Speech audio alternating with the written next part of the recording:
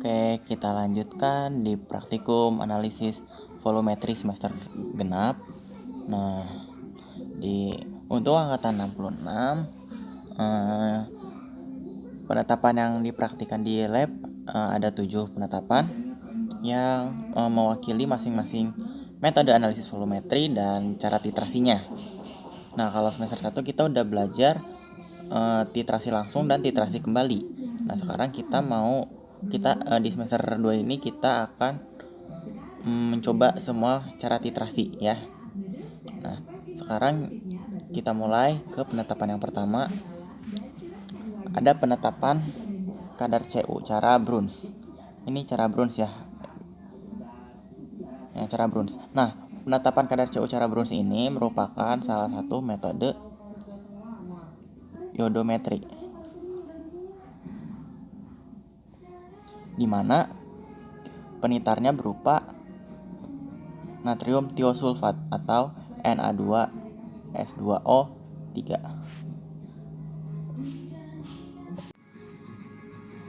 Nah, untuk cara titrasinya, iodometri merupakan titrasi tidak langsung.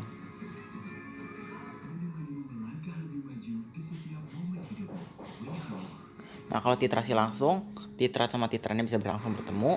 Kalau titrasi kembali, dibutuhkan zat ketiga berlebih terukur.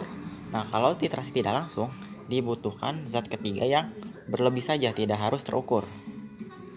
Oke, ini sekilas tentang pengertian metode iodometri. Nah, sekarang kita mulai ke penetapan kadar CU cara Bruns. Nah, penetapan ini kan kita menggunakan larutan tio ya, natrium tiosulfat.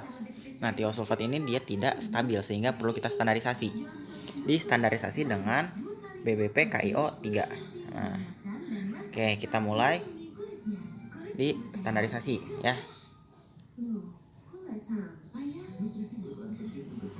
Oke, distandarisasi oleh BBP KIO3 atau kalium iodat. Nah, dasarnya dalam suasana asam, KIO3 mengoksidasi Ki menjadi I2 bebas yang sebanding berwarna coklat. Nah, di mana I2 yang bebas tadi itu dititar dengan tio menggunakan indikator kanji yang ditambahkan menjelang Ta. Dengan warna Ta tidak berwarna ya. Maksudnya menjelang Ta gimana? Jadi yaitu tidak indikatornya tidak ditambahkan saat awal titrasi. Kenapa? Karena ibaratkan ini tuh ada I2. Nah, kalau kita menambahkan kanjinya di awal, I2 ini akan terbungkus oleh kanji. Sehingga si I2-nya tuh yang bereaksi hanya I2 yang berada di luar kanji, jadi yang tidak berikat dengan kanji. Jadi sehingga yang akan bereaksi itu akan sedikit dan volume penitarnya akan sedikit ya. Nih, kalau sedikit kayak gini berarti terjadi kesalahan negatif karena tidak semua sampel bereaksi. Oke. Nah, kita lanjut ke reaksinya. Reaksinya tuh ada KiO3 ditambah Ki tambah HCl menjadi KCl tambah I2 tambah H2O. Terus I2 bereaksi dengan tio menghasilkan NaI dan Na2S4O6. Oke. Nah, terus kita lanjut ke bagian kerjanya. Bagian kerja yang pertama itu kita timbang 0,35 gram KiO3, larutkan 100 ml di labu ukur 100 ml, terus pipet 10 ml dan dimasukkan ke Erlenmeyer. Nah, saat dimasukkan ke Erlenmeyer kita tambah air suling 100 ml, terus 5 ml HCl4n dan 5 ml Ki 10%. Habis itu kita titar sampai berwarna kuning muda seulas. Nah, warna kuning muda seulas ini adalah warna menjelang Ta. Nah, udah dapat warna kuning muda seulas, baru ditambahkan indikator kanji. Nah, habis itu kita titar lagi sama tio sampai tidak berwarna, dari biru sampai tidak berwarna ya. Nah, untuk perhitungannya masih sama. kayak penentuan normalitas pada umumnya. MgBBP dibagi Fp dikali Vp kali Bst KiO3. BBP KiO3, bukan kalium iodida ya, ini kalium iodat. Nah, kayak Bst-nya tuh, Bst KiO3 itu adalah 35,7. Oke, kita udah mendapatkan konsentrasi tio-nya berapa, baru kita bisa mulai ke standarisasi. Oke, kita mulai standarisasi. Penetapan kadar Cu cara Bruns ya.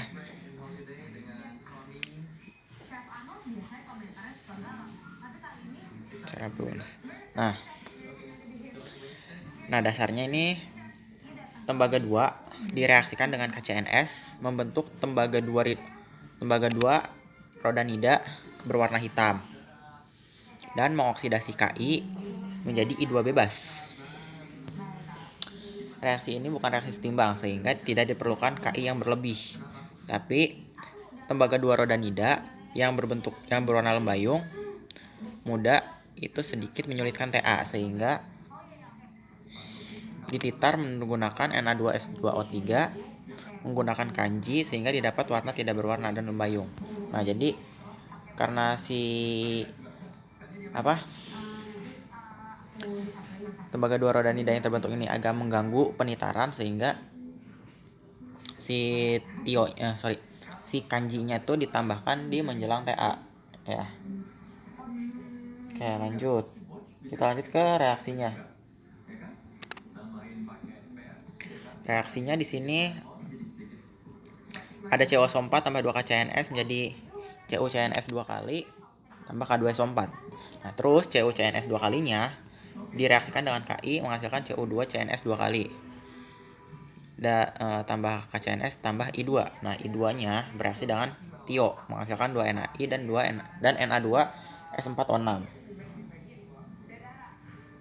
Oke, terus kita lanjut ke bagan kerjanya. Bagan kerjanya kita timbang 2 gram sampel terusi. Terus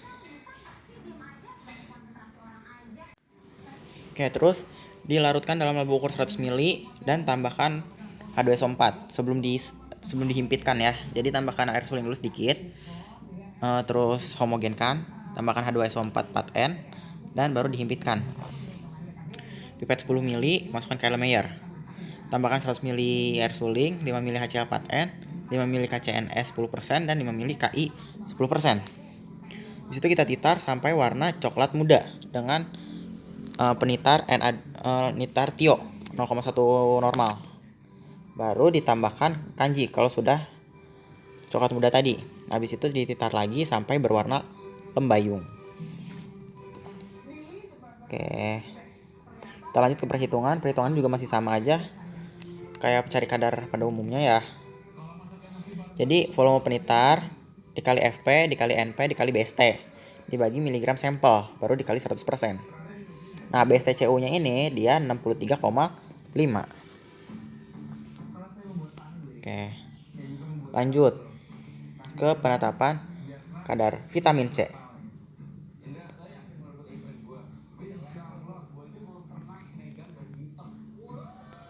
Nah, penetapan kadar vitamin C ini menggunakan metode yodimetri. Nah, kalau tadi yodometri, kalau ini yodimetri. Nah, yodimetri ini kebalikan dari yodometri. Kalau yodometri tadi pakai penitar tio, kalau yodimetri dia pakai penitar I2. Nah, terus kalau tadi titrasinya tidak langsung, kalau ini titrasi langsung.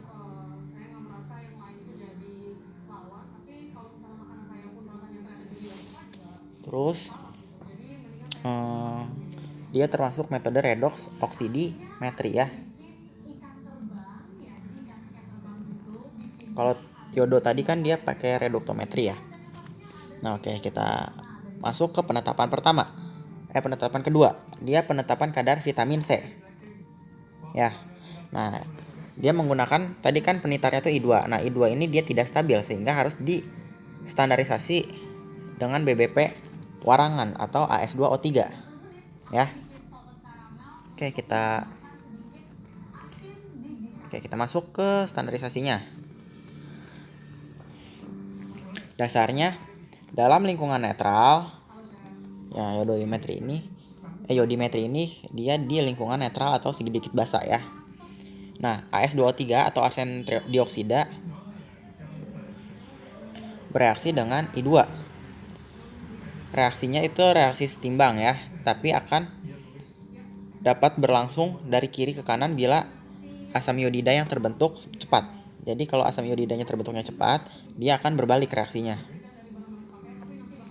Hal ini dapat dilaksanakan dengan penambahan NaHCO3, yaitu jadi untuk menghindari hal yang tadi yang reaksinya jadi berbalik, itu kita menggunakan penambahan NaHCO3.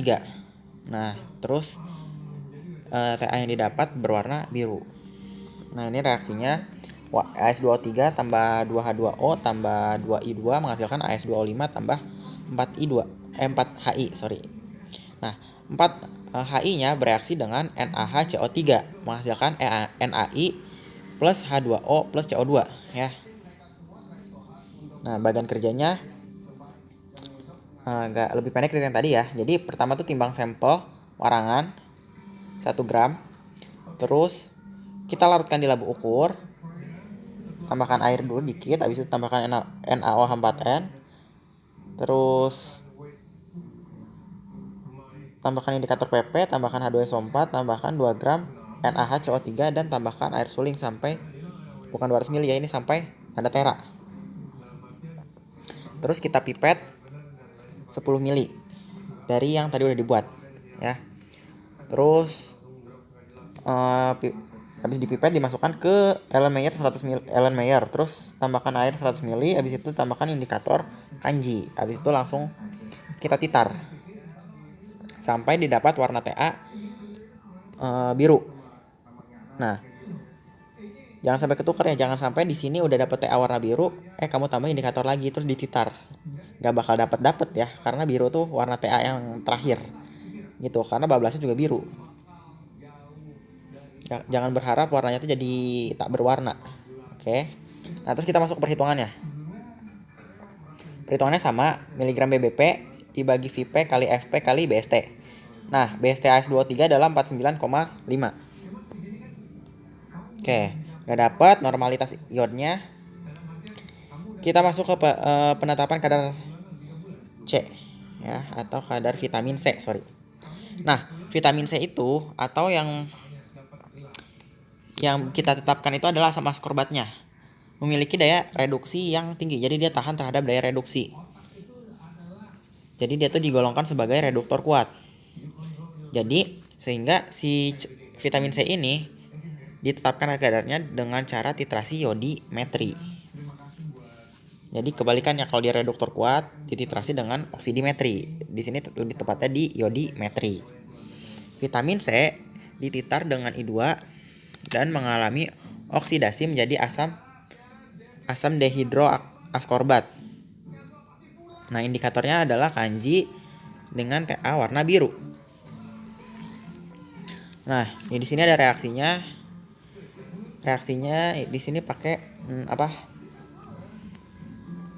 Pakai struktur bangunnya ditambah I2 menjadikan ini dan 2HI.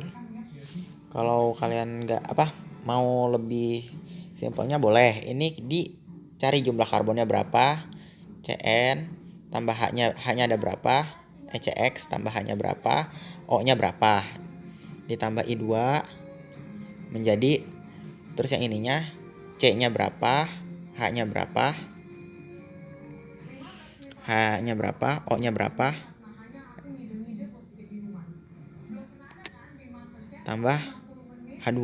Nah, gitu ya kalau kalian nggak mau gambar strukturnya.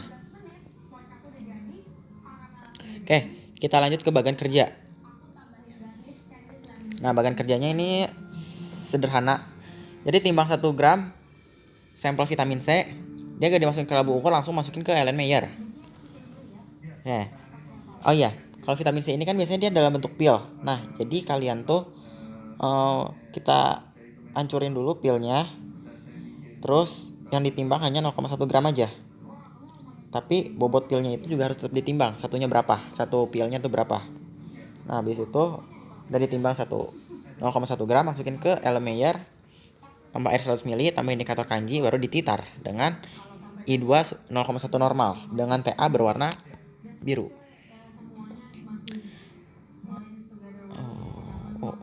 Untuk perhitungannya,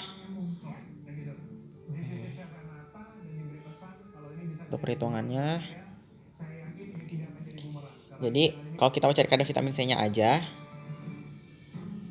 vitamin C sama ya kayak biasa nyari kadar VP kali NP kali FP kali BST per miligram sampel kali 100. Nah, kalau kita mau cari rata-rata per tabletnya itu berapa vitamin C-nya?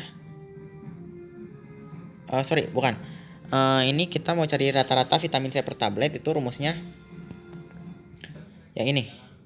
Berat vitamin C per tablet sama dengan kadar vitamin C dibagi 100% dikali rata-ratanya. Nah, rata-ratanya ini dari mana? Rata-ratanya adalah miligram tablet yang ditimbang. Jadi tabletnya tuh biasanya tuh 5 ya. 5 tabletnya yang ditimbang itu berapa, terus dibagi sama jumlah tablet yang ditimbang. Kalau tadi jumlahnya 5, jadi miligram yang didapat yang dari penimbangan dibagi 5 gitu ya. Nah, terus di sini BSTC-nya itu ada 88.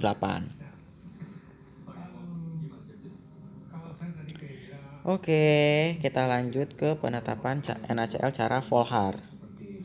Nah, penetapan NaCl secara Volhard ini termasuk metode argentometri.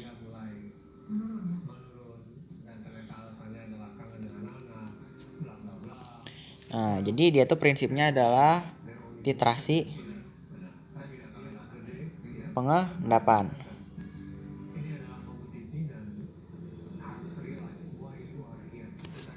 Oke. Nah, kita mau di sini tuh ada dua penetapan buat argentometri, ada cara Volhard dan cara Fayence ya. Nah, buat cara Volhard oke, kita langsung aja ya ke penetapannya. Nah, kita menggunakan penitar berupa AgNO3 yang larutan AgNO3. Nah, karena AgNO3 ini tidak stabil, maka perlu kita standarisasi. Kita standarisasi dengan NaCl, dengan BBP NaCl. Cara MOR ya. Oke, kita masuk ke standarisasi ya. Nah, normalitas AgNO3 dapat ditentukan metode argentometri cara MOR menggunakan BBP NaCl PA proanalis. Jadi, ion kloridanya ini dalam larutan netral tuh dititar dengan AgNO3 menghasilkan endapan AgCl berwarna putih. Nah, buat menunjukkan perbedaan warnanya ditambahkan indikator kalium kromat sehingga terbentuk endapan juga jadi Ag2Cr2O4. Nah, ketika bereaksi dengan AgNO3, si endapan kromatnya ini dia memiliki kelarutan yang besar daripada AgNO3. Sehingga seluruh ion kloridanya habis bereaksi ketika sehingga dia tuh akan terbentuk ketika seluruh ion kloridanya tuh habis jadi ya seluruh ion klorida AgCl-nya habis, dia akan terbentuk endapan Ag2Cr2O4. Nah, jadi itu yang menandakan titik akhir dari titrasi cara MOR, yaitu terbentuk endapan merah kecoklatan. Jadi pas penambahan, jadi kan di Erlenmeyer tuh udah ada nanti deh dibagian ya supaya lebih jelas. Nah, reaksinya ada ini AgNO3 tambah NaCl jadi AgCl tambah NaNO3. Terus AgNO3 tambah K2Cr2O4 jadi Ag2Cr O4 tambah KNO3. Nah, terus di sini kita masuk ke bagannya. Pertama kita nimbang 0,5 gram sampel NaCl. Larutan ke labu ukur 100 ml, pipet 10 ml ya ini, pipet 10 ml. Masukin ke Erlenmeyer. Terus tambahkan air suling 100 ml, tambah indikator kromat. Nah, jadi saat Jadi kan di elemen air ini tuh ada NaCl dan kalium kromat. Nah, dititar dengan AgNO3 kan. Nah, pas dititar dengan AgNO3 itu terbentuk endapan juga. Terbentuk endapan AgCl. Nah, endapan AgCl itu akan bereaksi sama adalah hasil ulang. Jadi AgNO3 itu adalah penitarnya. Nah, bereaksi dengan si sampelnya NaCl sehingga terbentuk endapan AgCl. Nah, kalau semua endapan AgCl sudah terbentuk, kelebihan satu penitar itu akan bereaksi dengan kalium kromat membentuk Ag2CrO4 ya, berwarna merah kecoklatan. Nah, terus rumus normalitasnya sama MgBBP bagi Fp bagi Vp bagi Bst NaCl. Nah, Bst NaCl itu adalah 58,5 ya.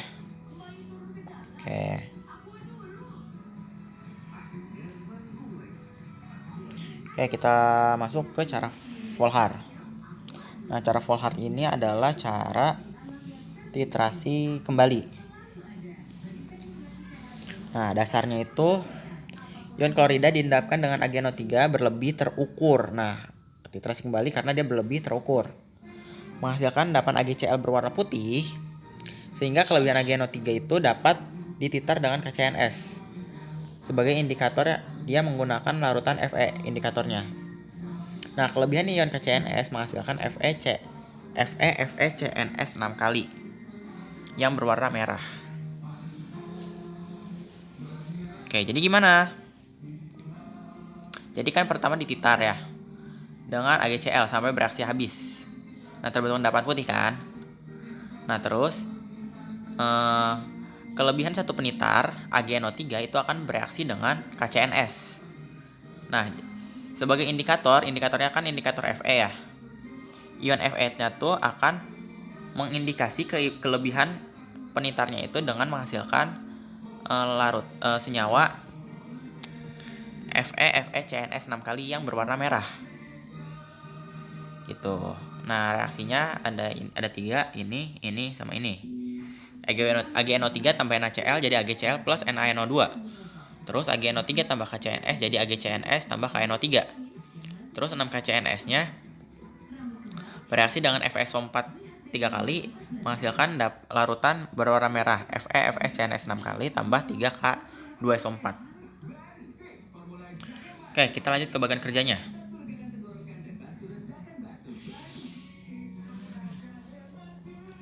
Oke, bagian kerjanya pertama kita timbang dulu sampel garam dapurnya sebanyak 0,2 gram.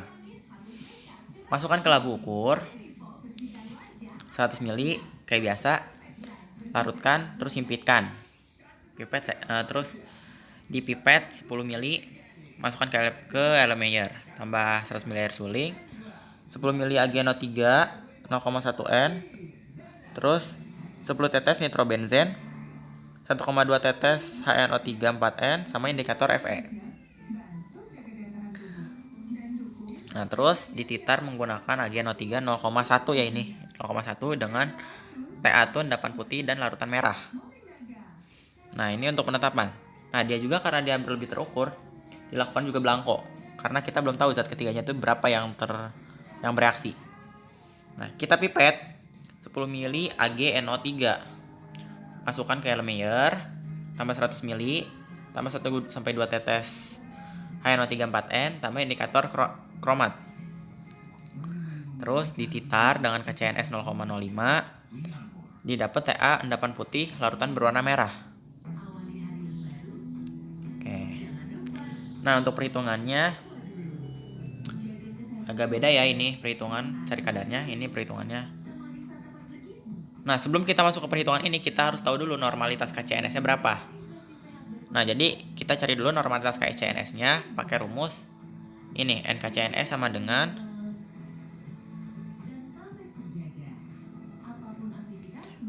volume AgNO3 dikali normalitas AgNO3 dibagi volume KCNS. Volume KCNS-nya dari penitaran ya. Penitaran ini. Nah, baru udah dapet kan ya normalitas KCNS-nya, kita masukin ke rumus ini. Nah, volume AgNO3 ini dari penetapan, dan ini dari belangko, dikali FP, FP-nya dari FP penetapan ya, kali BST-NaCl, kali miligram sampel, baru dikali 100%. Nah, di sini BST-NaCl-nya itu adalah 58,5. Oke.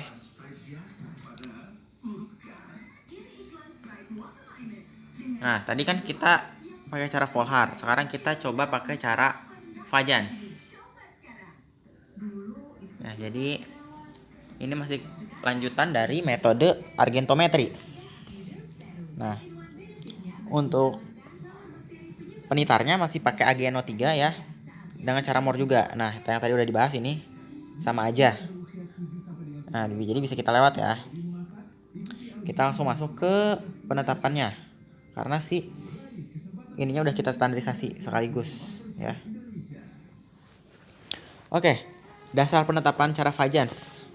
Dalam suasana netral, larutan ion klorida dititar dengan AgNO3 ya. Terbentuk endapan AgCl. Untuk menunjukkan Ta digunakan indikator fluoresen atau HFL sebagai indikator adsorpsi. Jadi dia tuh indikatornya tuh akan terbentuk endapan di permukaan endapan yang lain. Nah, pendapan HFL ini mengakibatkan larutan berwarna kuning hijau dan pada titik akhir terbentuk endapan AgFL yang berwarna merah jambu. Nah, untuk reaksinya AgNO3 tambah NaCl jadi AgCl tambah NaNO3. AgNO3 tambah HFL jadi AgFL tambah HNO3. Terus bagian kerjanya timbang 0,585 gram garam dapur. Masukin ke labu ukur. Terus dilarutkan, homogenkan. Habis itu pipet. Masukkan ke Erlenmeyer. Tambah 100 ml air dan indikator HFL. Baru kita titar. Titar dengan AgNO3 0,1 normal dengan endapan warna merah jambu dan larutannya kuning. Nah, sehingga bisa kita dapat normalitas NaCl-nya kadar NaCl-nya kayak pakai rumus kadar biasa.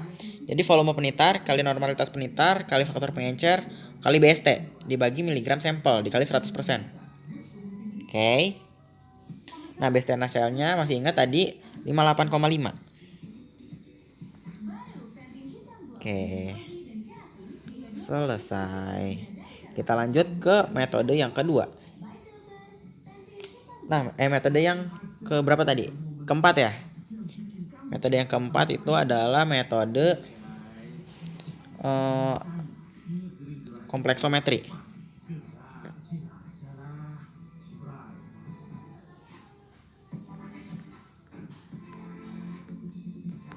Nah, metode kompleksometri ini dia tuh penentuan titik akhirnya berdasarkan warna larutan,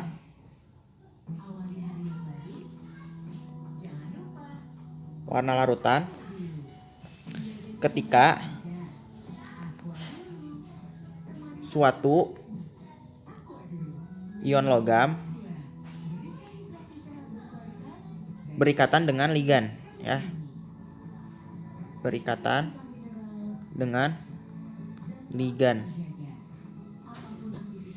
Nah, ligannya ini adalah biasanya ligannya tuh ada ligan EDTA, dia sebagai penitar, dan ligan indikator. Jadi mekanismenya gini. Bentar dulu sebelum ke situ. Jadi karena dia TA-nya berdasarkan ion logam yang berikatan dengan ligan, jadi dia tuh digunakan untuk penetapan kadar logam.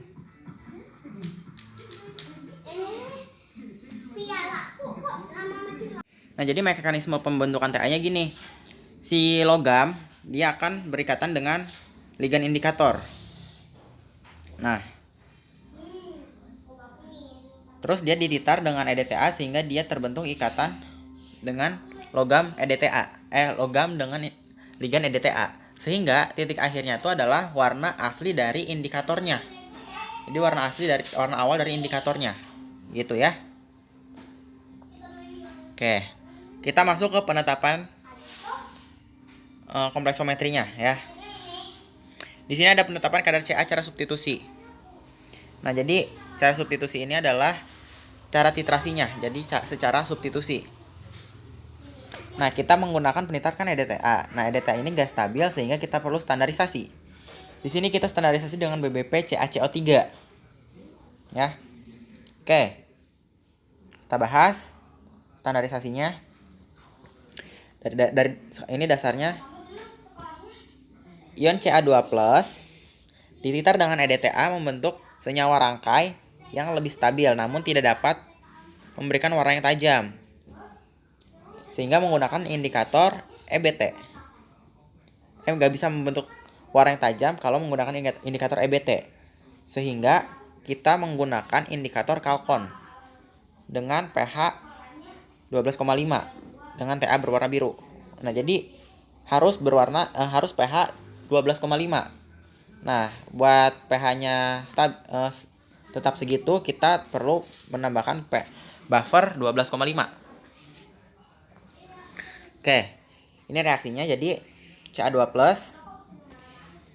ditambah asam indikator menjadi Ca indikator dan H+. Nah, terus Ca-nya ini bereaksi juga sama H. Ca-nya ini nanti lepas kalau dia ketemu sama si ligan EDTA. Jadi lepas, jadi berikatan sama H ligan EDTA membentuk CaY2- tambah 2H+. Nah, sehingga Ca indikatornya itu akan bereaksi dengan EDTA akan menghasilkan itu kan CaY2- sehingga dia akan terbentuk lagi si senyawa awal indikator. Jadi Ta-nya yang menunjukkan adalah warna awal si indikatornya. Oke, bagian kerjanya. Yang pertama, kita timbang 0,5 gram CaCO3, larutkan dalam labu ukur 100 ml, terus tambahkan HCl4n dan dihimpitkan.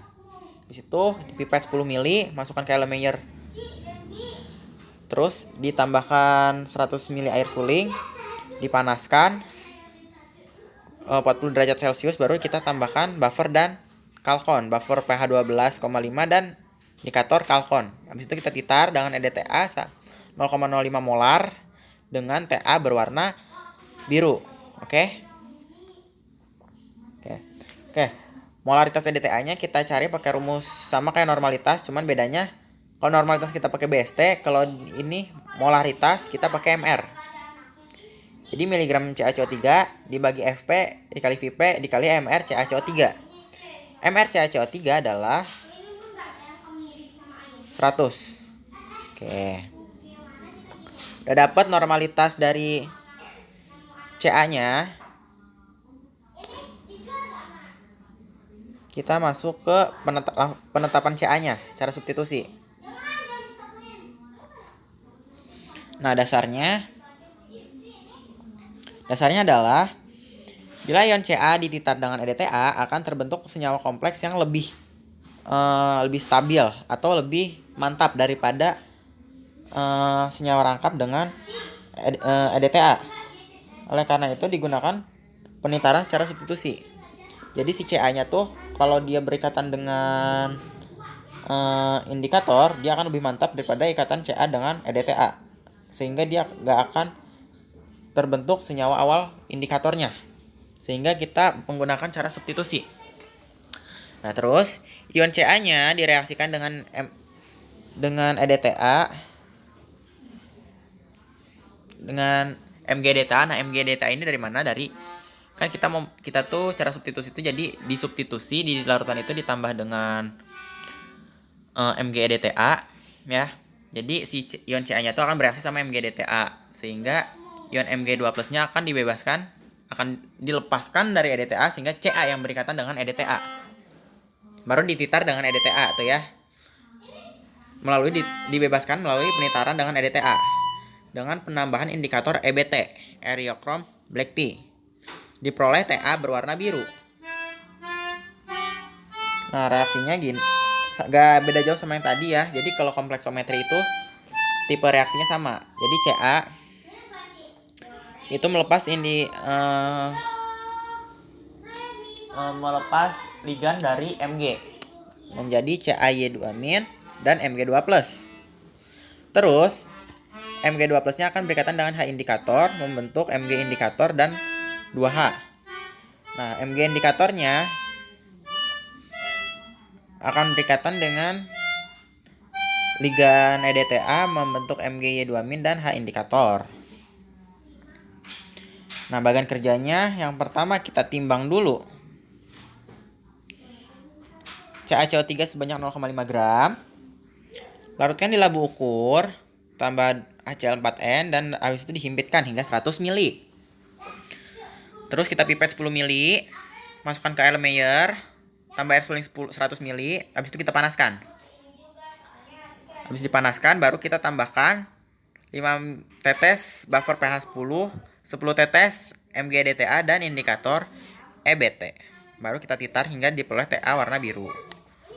Nah, rumus penentuan kadarnya sama kayak yang lain ya. Gak ada yang beda, cuman beda di BST-nya aja. Kalau ini kita pakai AR Ca2+. Ya. Nah, air Ca2+ ini adalah nilainya itu 40 gram per mol ya.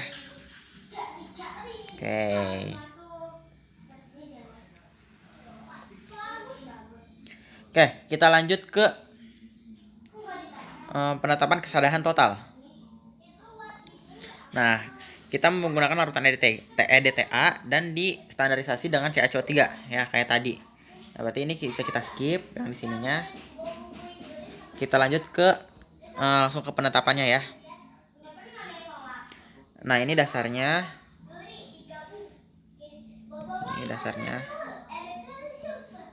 Jadi air sadah itu adalah air yang terdapat kandungan Ca2+ dan Mg2+. Nah, kenapa disebut air sadah? Karena dia tuh akan membentuk kerak. Di airnya tuh akan membentuk kerak gitu. Jadi dasarnya tuh bisa itu ditulis. Terus ini juga nih, ketika Mg2+ dan Ca2+ berikatan dengan indikator EBT membentuk kompleks MgEDTA dan CaEBT. CaEBT ya, bukan EDTA. Yang berwarna merah.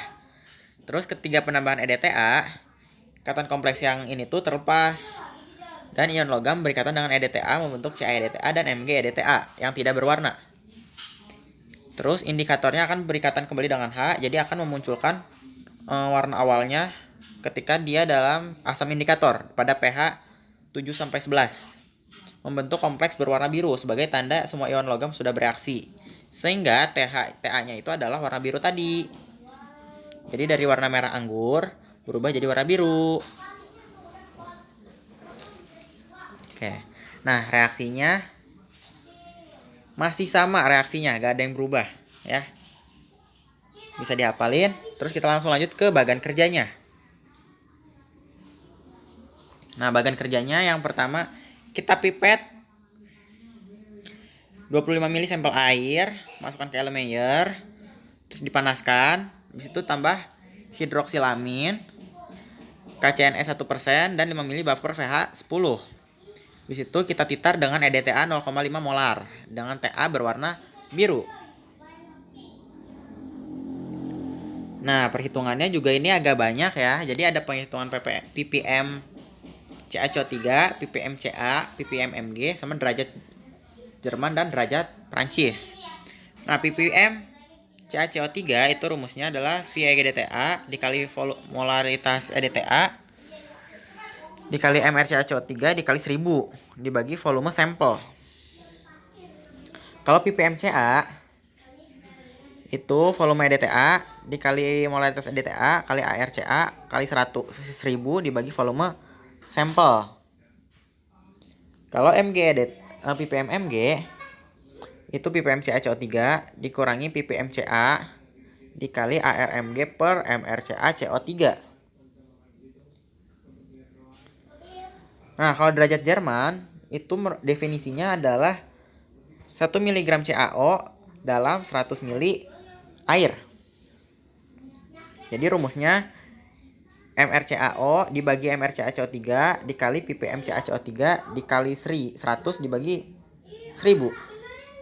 Kalau derajat Prancis itu definisinya adalah 1 mg CaCO3 dalam 100 ml air. Nah, rumusnya ppm CaCO3 dikali 100 dibagi 1000. Nah, di sini ada keterangannya ARCA itu 40, ARMG 24, MrCaO itu 52 dan MrCaCO3 adalah 100. Oke, kita lanjut ke penetapan yang terakhir. Penetapan kadar Al. Nah, FYI buat blok 1 ini ditiadakan ya. Kalau buat blok 1 ini ditiadakan. Jadi boleh di skip. Nah, karena blok 2 nggak tahu ini masuk apa enggak, jadi kita bahas aja karena di jadwal itu ada. Nah, kita standarisasi dengan EDTA. Kita standarisasi penitarnya yaitu EDTA dengan kita coba pakai BBP yang lain. Kita pakai BBP MgSO4 7H2O. Oke, kita masuk ke dasarnya. Dasarnya adalah pada pH 7-11, ini dasarnya. Pada pH 7-11 indikator EBT berwarna biru karena terbentuknya H indikator. Jadi H indikator awalnya itu adalah berwarna biru. Penambahan ion Mg membuat indikator itu akan melepas ikatannya dengan hidrogen sehingga akan mengikat magnesium membentuk Mg indikator yang berwarna merah anggur. Ketika penambahan titrannya apa? Iya, titrannya adalah EDTA. Nah, dia akan melepas ikatan dengan magnesiumnya sehingga akan membentuk Mg EDTA yang tidak berwarna. Sehingga indikatornya akan berikatan kembali dengan hidrogen membentuk H indikator yang berwarna biru. Jadi titik akhirnya ditandai dengan warna biru. Untuk reaksinya masih sama kayak yang hampir mirip, bisa langsung dihafalkan aja ya. Terus kita lanjut ke bagian kerjanya.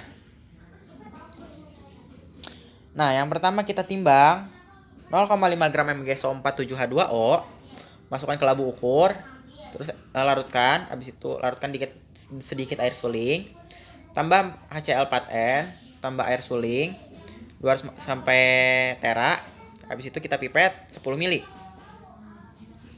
Terus kita masukkan ke dalam Erlenmeyer, habis itu ditambahkan 100 ml air suling. Baru kita panaskan hingga suhu 40 derajat Celcius.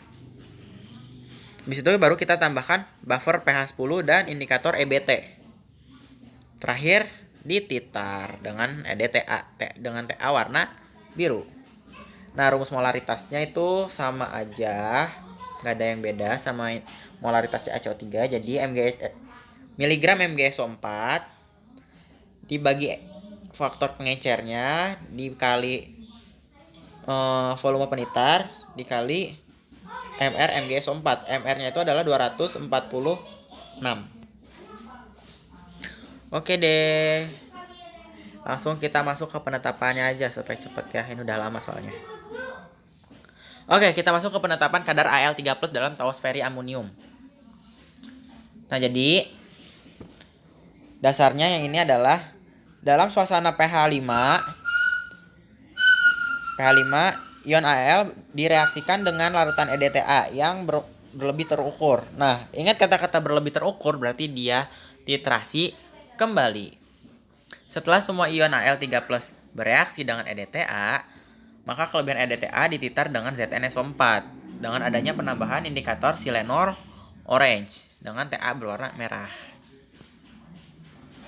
Nah, reaksinya kayak begini. Jadi Al ditambah EDTA yang berlebih menghasilkan Al EDTA dan dua hidrogen yang dilepas dari EDTA tadi ya. Terus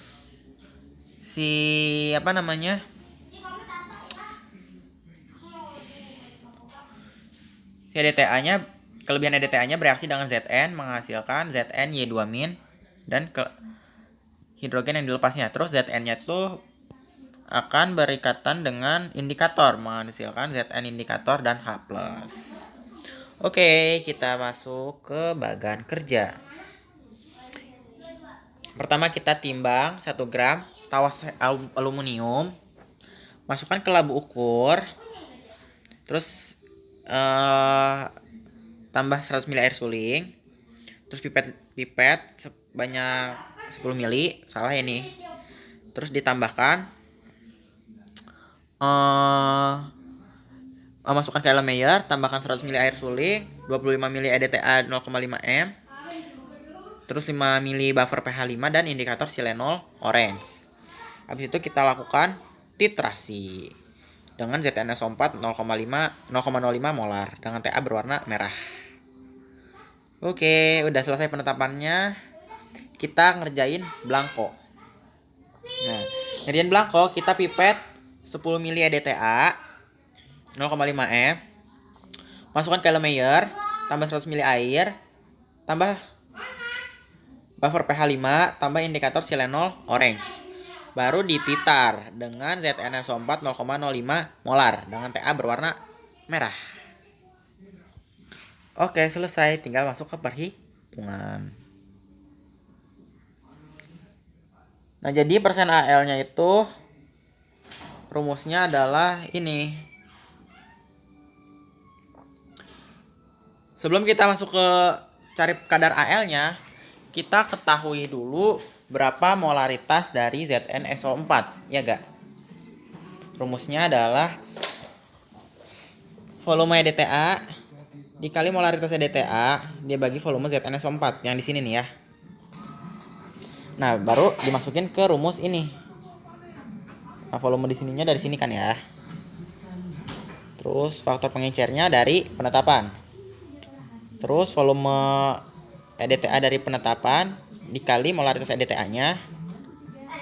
Molaritas EDTA dari standarisasi ya. Terus baru dikali Al 3+. Jadi ini sama ini dikali dulu, ini dikaliin, habis itu dikurang. Terus hasil pengurangan ini itu dikali dengan Fp sama Al 3+. Nah, habis itu dibagi sama miligram sampel dikali 100%, didapat kadar Al 3+-nya. Nah, kadarnya tuh didapat sekian persen gitu ya. Di sini ada keterangan Al 3+ adalah 27 ya. Oke deh. Udah terbahas semua penetapannya. Kalau ada yang mau ditanyakan bisa ditulis di kolom komentar. Sekian dan terima kasih.